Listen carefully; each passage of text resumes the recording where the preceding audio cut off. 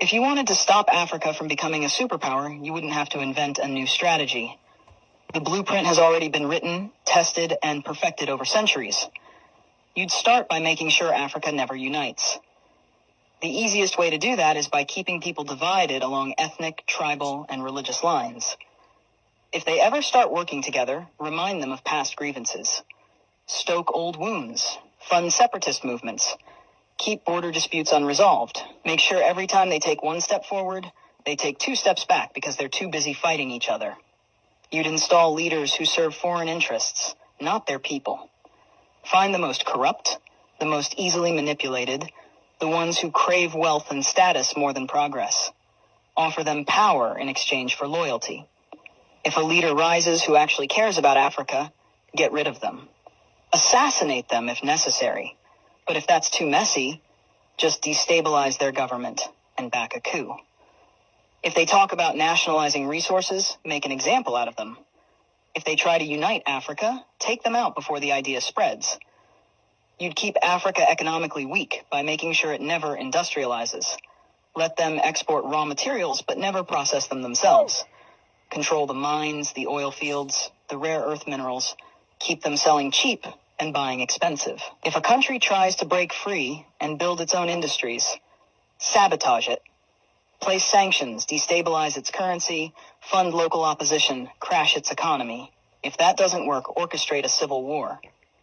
People can't build when they're too busy trying to survive.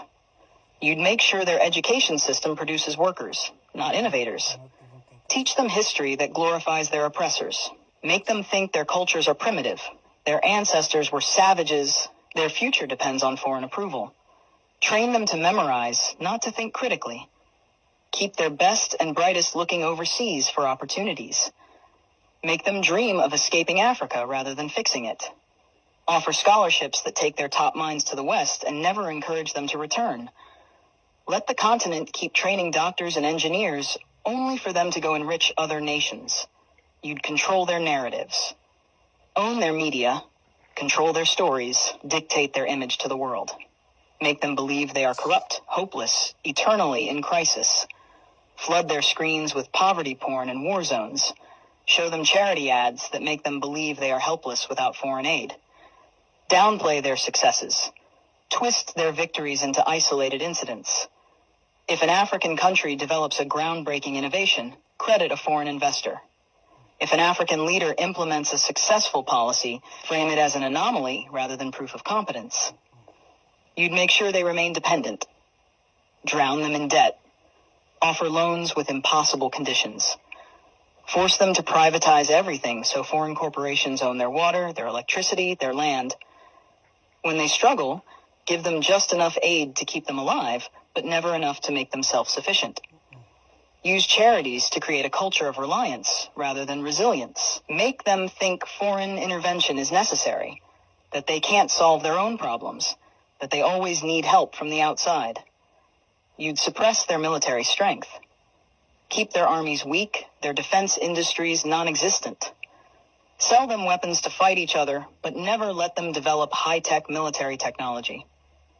If a country tries to build a strong defense system, accuse them of being a threat to stability. Make sure they always need foreign peacekeepers, foreign military bases, foreign advisors controlling their security.